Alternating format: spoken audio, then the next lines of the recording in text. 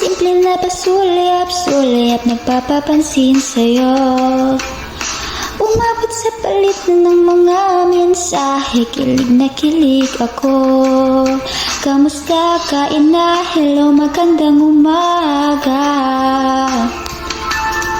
Ingat ka, pahinga, huwag kang masyadong magpupuyat pa. Naramdaman po sa nang dahan-dahan akong nahuhulog sa'yo.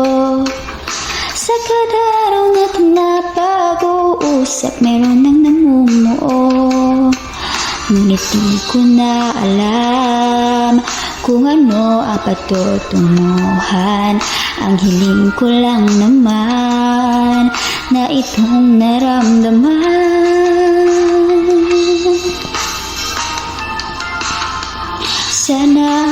Sana naman ay mapagbigyan na at nang mapakinggan ng tibok ng puso kong sa'yo lang naramdaman ang tunay na kaligayahan. Sana naman mapagbigyan ng tibok ng puso.